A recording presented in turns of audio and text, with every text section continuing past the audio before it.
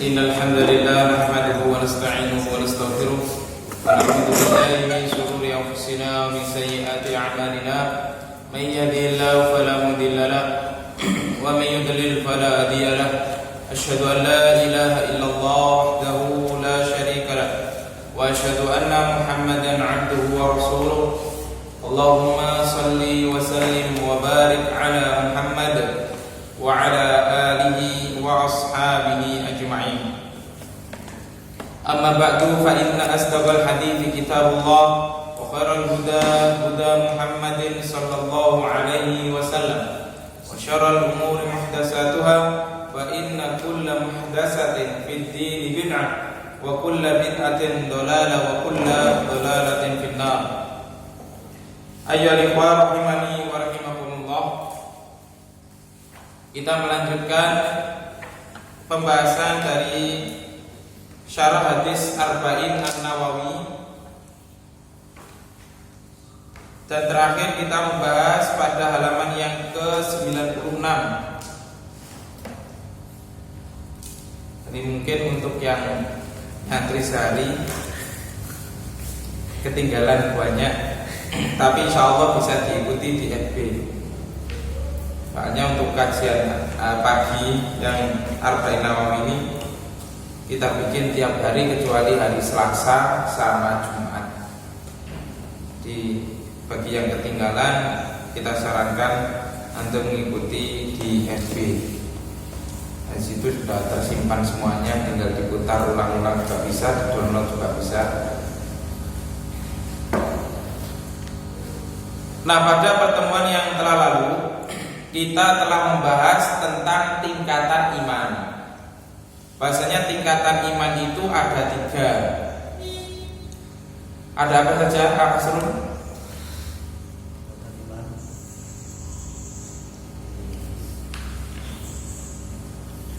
Apa ya?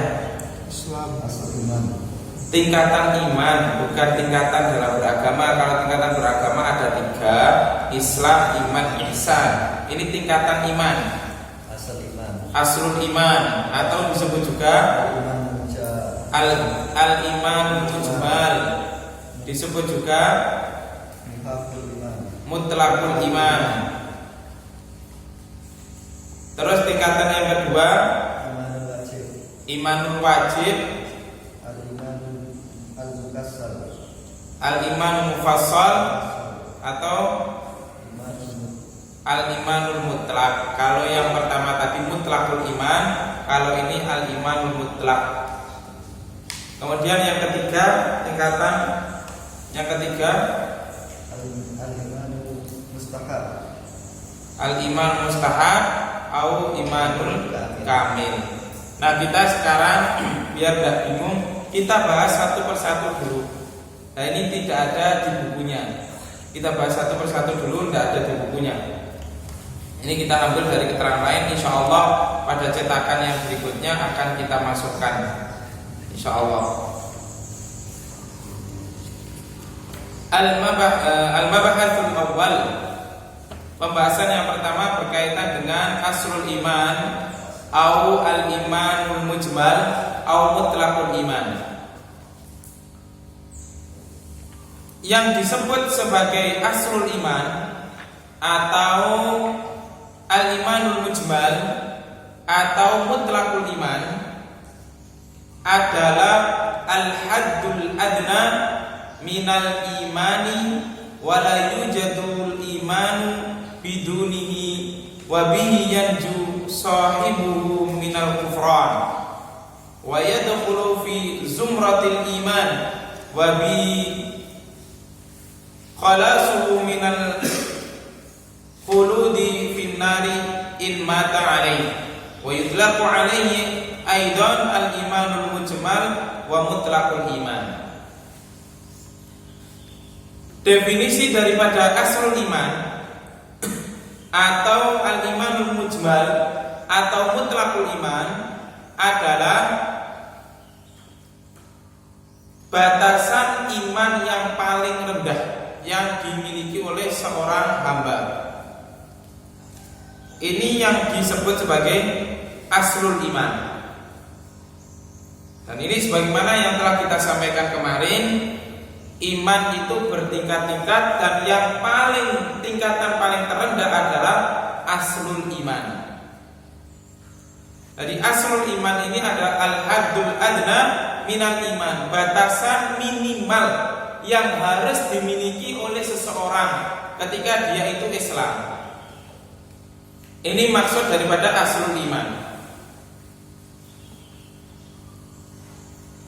Karena wabi yanju sahibuhu minal kufran, dengan aslul iman itu seorang akan terbebas atau selamat dari kekufuran. Wa yadkhulu fi zumratil iman, dan dia masuk pada tingkatan keimanan. Dan dengan aslul iman itu pula, maka dia itu akan terbebaskan dari neraka ketika dia meninggal dalam keadaan membawa aslul iman. Inilah keyakinan Ahlussunnah wal Jamaah.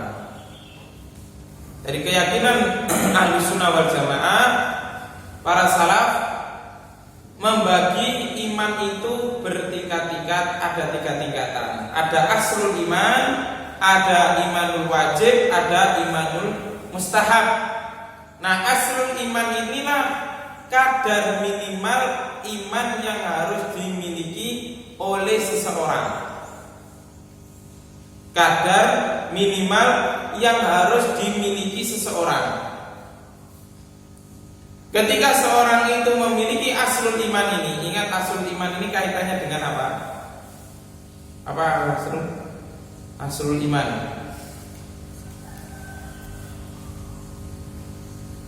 Apa kaitannya dengan apa kemarin kita terangkan aslul iman? Apa Pak? Aslul iman kaitannya dengan apa?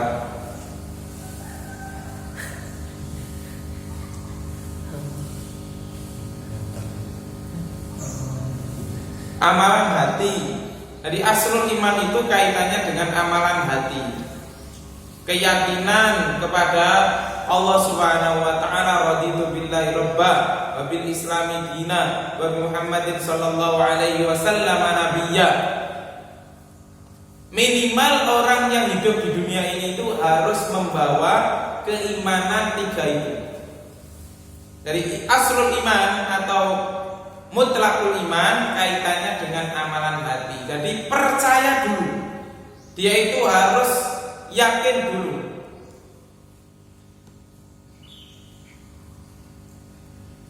As-sadiq al-jazim, pembenaran yang pasti yang sudah tidak boleh ada ragu lagi. Inilah tingkatan keimanan atau aslul iman. Minimalnya dia harus yakin dulu kepada Allah Subhanahu wa taala, dan di sini disebutkan wabi khalasuhu minal khuludi finnar imma ta'alaihi, dan inilah juga yang menjadi sebab bisa terselamatkan, terbebaskan seorang itu dari neraka apabila meninggal dalam keadaan membawa aslul iman. Sebagaimana contoh di dalam hadis yang diriwayatkan oleh Imam Bukhari dan Muslim, ada seorang yang dia itu berwasiat kepada ahlul bait atau kepada keluarganya. Ketika saya meninggal, bakarlah jasad saya agar menjadi abu, dan abunya tebarkanlah ke laut agar diterpa angin dan dibawa ombak, agar Allah Subhanahu wa taala tidak menghadapku karena aku telah banyak berbuat dosa kepada Allah Subhanahu wa taala. Kemudian dijelaskan oleh sebagian ulama bahwasanya orang ini dia itu semasa hidupnya banyak melakukan perbuatan dosa dan tidak melakukan ketaatan, tapi dia membawa aslul iman. Jadi ini ada hadis, orang itu pesan kepada keluarganya, kalau saya mati bakar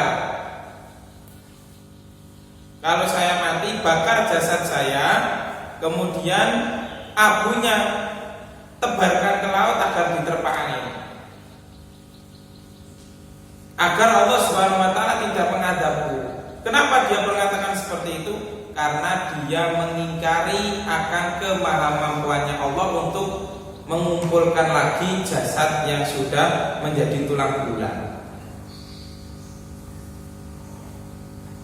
Jadi sehingga dia itu mengatakan demikian supaya Allah itu tidak mampu lagi ketika jasad saya sudah menjadi abu, biar Allah Subhanahu wa taala tidak lagi mampu untuk mengumpulkan jasad saya kembali karena sudah menjadi habaan mansura, sudah menjadi debu-debu yang berterbangan.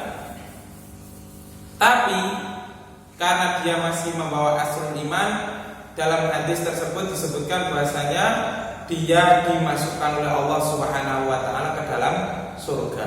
Meskipun dia mengingkari asma wa sifat Allah, mengingkari sifat kudrohnya Allah Subhanahu wa taala, dan mengingkari kerububiannya Allah Subhanahu wa taala, tapi dia masih membawa asrul iman, masih percaya raditu billahi rabba. Dia masih percaya bahasanya Allah Subhanahu wa taala adalah Rabb yang berhak diibadahi semata. Jadi dia meninggal masih dalam keadaan membawa tauhid, masih dalam keadaan membawa asrul iman. Nah, inilah diantara juga dalil yang dipakai oleh ulama Ahlussunnah wal Jamaah tentang adanya udzur bil jahl dalam masalah syirik. Dia kan orang bodoh. Dia orang bodoh sehingga dia itu mengingkari kudrohnya Allah, mengingkari kerububian Allah Subhanahu wa taala. Tapi dia masih membawa asrul iman. Dia masih iman kepada Allah Subhanahu wa taala. Sehingga dia pun dimasukkan oleh Allah Subhanahu wa taala ke dalam surga. Jadi wabihi khalasuhu minal khuludi finnari imma ta'alaihi. Ini definisi yang disebutkan oleh sebagian ulama tentang asrul iman. Dan inilah manhajnya Ahlussunnah wal Jamaah. Akan tetapi nanti akan ada penjelasan sendiri terkait dengan bagaimana hukumnya yang orang itu hanya beriman tapi tidak mau beramal. Nanti akan disebutkan sendiri oleh sebagian para ulama. Kalau ingin dibaca, insya Allah nanti akan kita bahas permasalahan tersebut, biar benar-benar jelas dan benar-benar gamblang permasalahannya. Karena agama ini, kata Rasulullah SAW, bagaikan cahaya yang putih, lailuha kanahariha, malamnya ibarat siangnya. Jadi perkara agama ini sangat jelas, sangat gamblang, bagaikan cahaya putih yang diibaratkan Rasulullah SAW, lailuha kanahariha, malamnya itu bagaikan siangnya. Jadi meskipun terkesan agama itu gelap, artinya terkesan agama itu agak sulit dicerna, tapi hakikatnya itu adalah bagaikan sinar matahari di siang hari yang terang benderang. Itu kata Rasulullah SAW. Kemudian Rasulullah SAW melanjutkan sabdanya, tidak ada yang meninggalkan agama ini illal halik, kecuali dia akan menjadi orang yang binasa. Ala bahjatil bayda lailuha kanahariha, la yanzigu anha illal halik. Jadi sampai sini paham ya? Sampai sini paham? Inilah manhaj Ahlussunnah wal Jamaah, bukan manhajnya Murji'ah. Ini manhajnya Ahlussunnah wal Jamaah. Jadi Ahlussunnah wal Jamaah meskipun memiliki definisi seperti ini, meskipun memiliki ta'rif seperti ini, tapi tidak menganggap orang yang dia itu meninggal hanya dalam membawa asrul iman itu merupakan orang yang membawa keimanan yang sempurna. Tidak. Banyak sekali hadis-hadis yang berkaitan dengan hal tersebut. Semisal hadis yang Rasulullah SAW kabarkan tentang orang yang terakhir masuk ke dalam surga dalam keadaan habwan, dalam keadaan merangkak. Dia meninggal hanya dalam membawa asrul iman, tapi tidak beramal. Kemudian hadis tentang kisahnya orang yang membunuh 100 orang, ya kan, membunuh 100 orang. Dia tidak beramal sama sekali, tapi dia meninggal dalam keadaan membawa asrul iman. Dia masih iman kepada Allah Subhanahu wa ta'ala.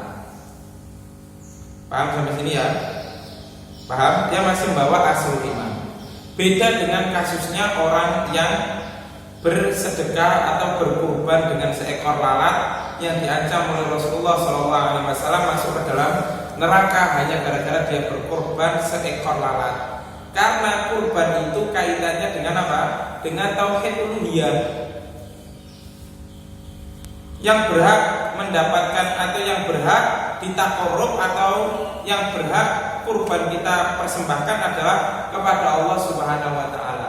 Jadi kurban itu merupakan tauhid al-uluhiyah, bukan tauhid rububiyah atau tauhid asma wa sifat. Nah, inilah sebabnya ketika orang itu dikisahkan dalam hadis dia itu masuk neraka hanya gara-gara seekor lalat karena dia berkurban, jadi mengorbankan tauhid uluhiyahnya sehingga dia terjatuh dalam kesyirikan dan kekufuran sehingga dia masuk ke dalam neraka, waliyadzubillah. Beda dengan kasusnya orang tadi yang kita sebutkan tadi, orang yang mengingkari kudrah Allah. Kalau mengingkari kudrah Allah maka dia mengingkari kerububiyahan Allah atau mengingkari keasma wa sifatan Allah Subhanahu wa ta'ala, tapi dia masih membawa tauhid uluhiyah sehingga Allah Subhanahu wa ta'ala masukkan dia ke dalam surga. Nah, ini yang harus kita pahami. Nah, biasanya sebagian yang kita jumpai orang-orang Khawarij itu berpegangan atau berdalil dengan hadis lalat tadi, orang yang berkurban dengan lalat tadi sehingga menghalalkan atau melegalkan vonis kafirnya. Ini adalah orang-orang yang kurang dalam memahami agama sehingga menyamakan antara tauhid uluhiyah dengan tauhid rububiyah. Dia memakai mafhum aulawi, padahal mafhum aulawi itu ada batasannya. Dia mengatakan bahasanya ini berkorban seekor lalat saja, maka dia dimasukkan oleh Allah Subhanahu wa ta'ala ke dalam neraka. Apalagi orang atau presiden atau hakim yang hari-harinya dia itu berhukum dengan hukum Allah selain hukum Allah Subhanahu wa ta'ala dan memutuskan dengan selain apa yang ditetapkan Allah, bahkan membuat undang-undang dengan metode undang-undang barat. Nah, ini adalah logika yang dipakai, dia memakai mafhum aulawi. Kurban dengan lalat saja bisa menyebabkan masuk neraka, apalagi orang yang dia itu hari demi harinya berhukum dengan hukum selain Allah Subhanahu wa ta'ala, justru malah lebih kufur lagi katanya. Nah, ini adalah sebuah kekeliruan. Kenapa? Karena berkaitan dengan berhukum dengan hukum selain hukum Allah Subhanahu wa ta'ala itu kaitannya dengan rububiyah, bukan dengan ketuhanan Allah Subhanahu wa ta'ala. Di mana definisi dari tauhid rububiyah itu apa? Apa tauhid rububiyah?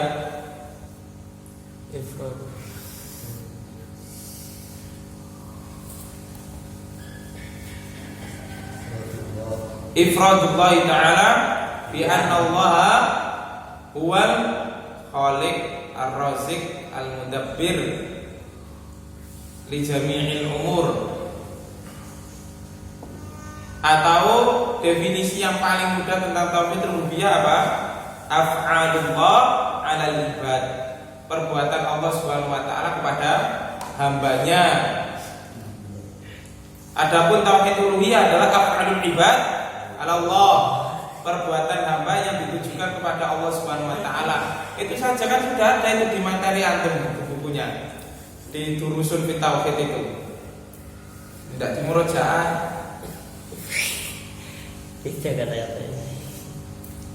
Jadi berhukum dengan hukum Allah itu adalah af'alullah. Jadi ketetapan yang telah Allah Subhanahu wa ta'ala tetapkan. Betul enggak? Berbeda dengan uluhiyah. Kalau uluhiyah itu adalah perbuatan seorang hamba kepada Allah Subhanahu wa ta'ala, bentuk peribadatan seorang hamba kepada Allah Subhanahu wa ta'ala. Jadi beda, tidak bisa dikiaskan. Ini namanya kias ma'al farid.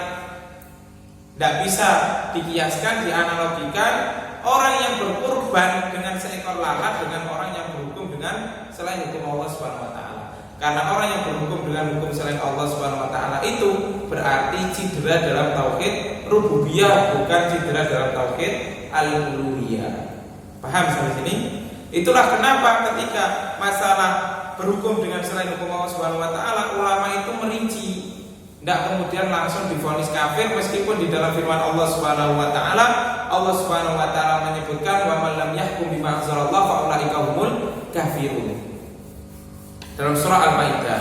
Tapi ulama merinci penjelasan tentang fa ulaika humul kafirun. Kenapa? Karena di dalam ayat setelahnya Allah Subhanahu wa taala menyebutkan wa man lam yahkum bima anzalallah fa ulaika humul fasikun. Kemudian ada lagi fa ulaika humul dzalimun. Jadi di situ ada tiga tingkatan, dan ma'ruf di kalangan Ahlussunnah wal Jamaah bahwasanya al-kufru kufran. Kufur itu ada dua, wa dzulmu dzulman, dan kedoliman itu juga ada dua, wal fisku fisqan, dan juga kefasikan itu juga ada dua. Ini adalah yang ma'ruf di kalangan Ahlussunnah wal Jamaah, sehingga tidak serampangan memvonis orang kafir hanya gara-gara tidak berhukum dengan hukum Allah Subhanahu wa taala. Paham sampai sini? Jadi itu perbedaannya. Kita jangan sampai terkecoh. Jadi kita memang pernah baca artikel yang ditulis oleh salah seorang yang berpemahaman takfiri yang membawakan hadis tersebut.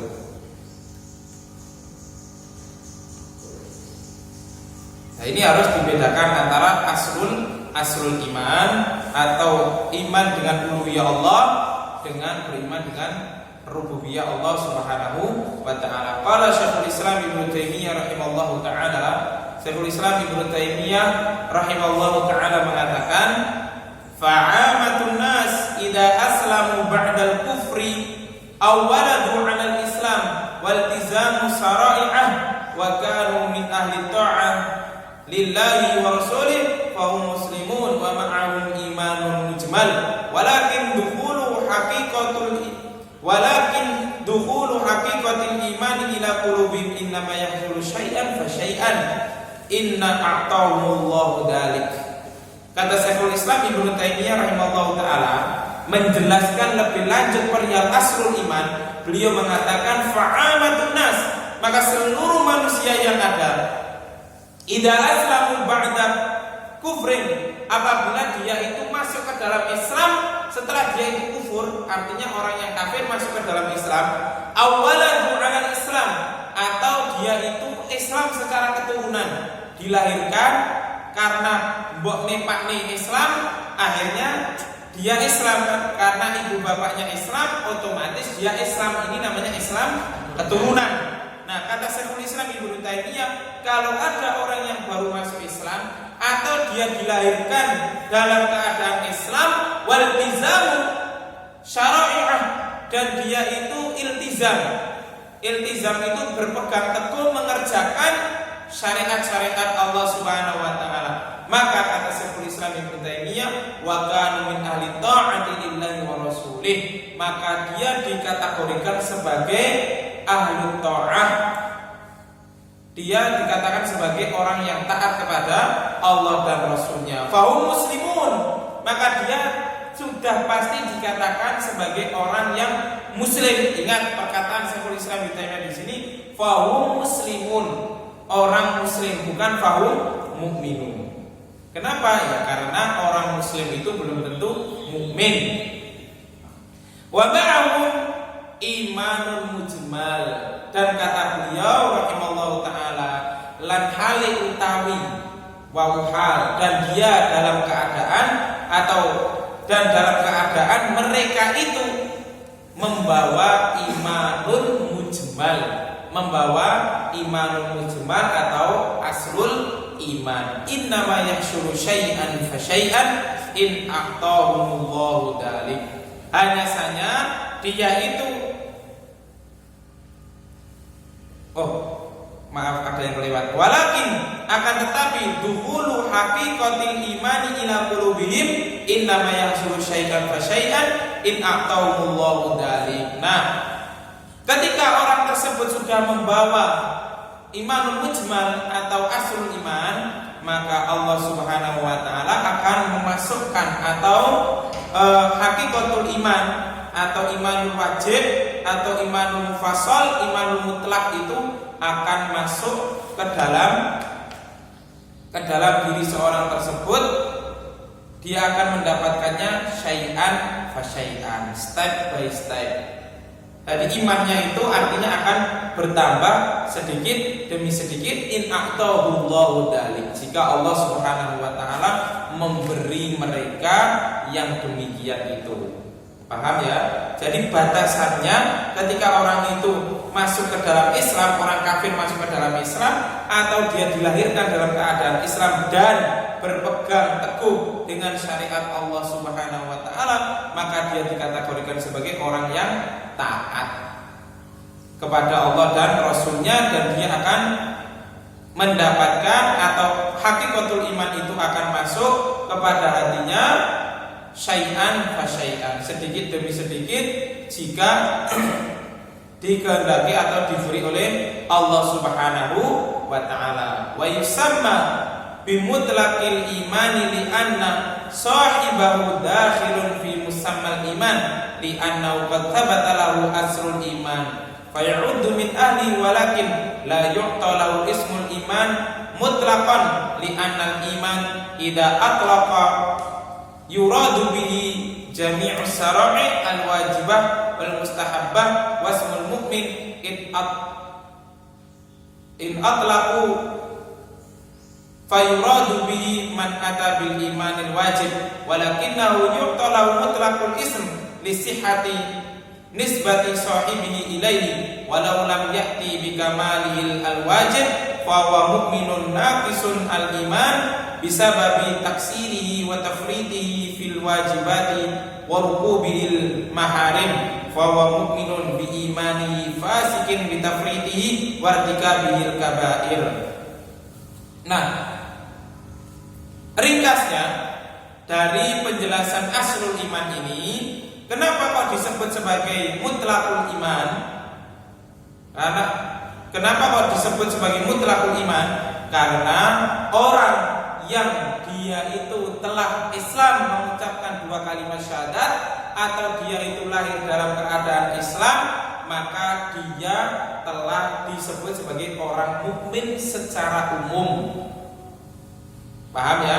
Jadi kalau ada orang itu masuk ke dalam Islam, berarti dia dikategorikan sebagai orang yang mukmin, tapi secara umum. Entah bagaimana perilakunya, pokoknya mukmin, karena definisi daripada mukmin itu adalah percaya atau orang yang percaya kepada Allah Subhanahu wa taala dan Rasulnya sallallahu alaihi wasallam, sehingga dikategorikan sebagai orang yang iman secara umum. Jadi kita semuanya ini beriman kepada Allah Subhanahu wa taala secara umum. Adapun terkait dengan apakah dalam diri kita ini ada imanul wajib atau imanul mustahab, maka ini bertingkat-tingkat sesuai dengan in aqtahumullahu dzalik, ketika jika Allah Subhanahu wa taala memberi mereka yang demikian itu. Paham sampai sini ya? Jadi disebut sebagai mutlaqul iman atau beriman secara global karena orang tersebut meskipun dia itu tidak meskipun dia itu tidak mengerjakan seluruh kewajiban-kewajiban yang dibebankan Allah, atau dia itu tidak mengerjakan seluruh apa yang disunahkan oleh Rasulullah dan masih terjatuh dalam dosa besar, selama tidak terjatuh dalam dosa besar yang paling besar yakni syirik, maka dia masih dikategorikan membawa aslul iman atau membawa mutlaqul iman. Di situ dia beriman kepada Allah Subhanahu wa taala, entah abang hijau ya wallahu a'lam, pokoknya iman, kan gitu. Sampai sini paham ya? Nah, kecuali orang yang dia itu mengerjakan hal-hal yang disunahkan oleh Allah Subhanahu wa taala. Wasmul mukmin idza atlaqu fayuradu bi man ata bil imanil wajib. Nah, kata di sini kata penulis mengatakan dan seorang itu disebut sebagai mukmin.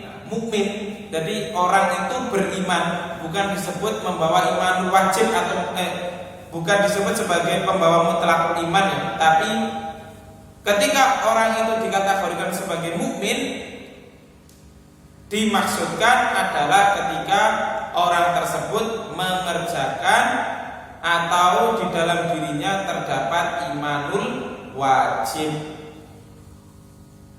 Ketika di dalamnya terdapat imanul wajib.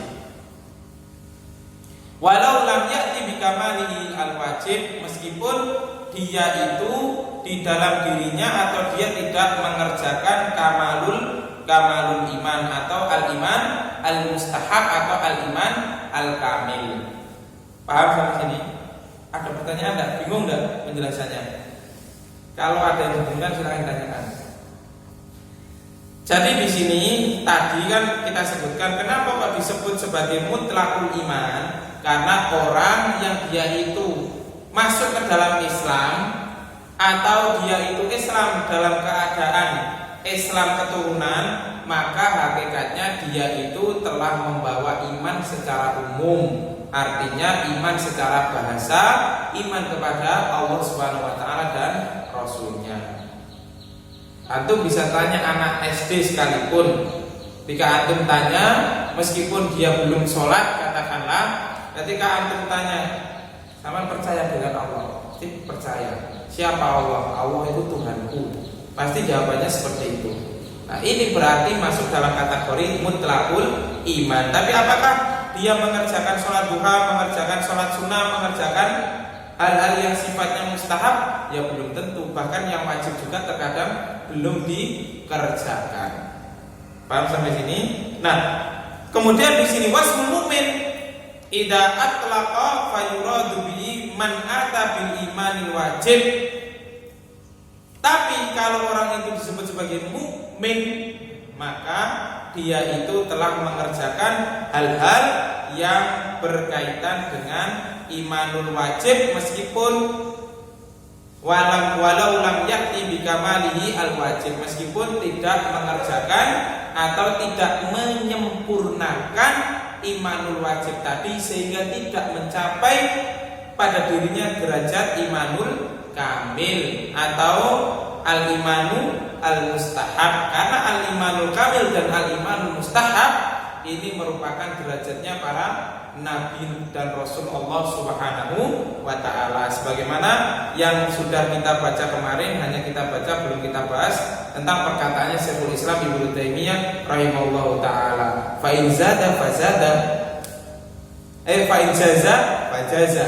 Ketika dibolehkan seorang itu dikeluarkan dari keimanan, maka pasti seluruh orang yang ada di dunia ini tidak ada yang beriman semua. Kenapa? Karena tidak ada yang bisa menandingi ibadahnya Rasulullah Shallallahu Alaihi Wasallam, wala Abu Bakr wala Umar. Tidak pula Abu Bakar dan Umar. Umar dan Abu Bakar pun tidak akan bisa menandingi ibadahnya Rasulullah Shallallahu Alaihi Wasallam. Nah, kalau ada orang yang dia itu tidak dikategorikan sebagai orang yang beriman hanya gara-gara tidak bisa melakukan sholat malam sampai bengkak kakinya seperti Rasulullah, maka tentu seluruh umat manusia yang ada di dunia ini mulai dari awal sampai akhir pasti tidak ada yang Islam semua, tidak ada yang beriman semua. Ini perkataannya Syekhul Islam Ibnu Taimiyah rahimahullahu taala. Mungkin sampai sini dulu yang dapat kita sampaikan. Kurang lebihnya kita mohon maaf. Wallahu taala a'lam bissawab. Wal ilmu indallah. In uridu illa al-islah mastata'tu wa ma taufiqi illa billah. Alaihi tawakkaltu wa ilaihi unib. Subhanakallahumma wa bihamdika asyhadu an la ilaha illa anta astaghfiruka wa atubu ilaik. Wa sallallahu ala nabiyyina Muhammadin wa ala alihi wa sahbihi ajma'in. Wassalamu alaikum warahmatullahi wabarakatuh.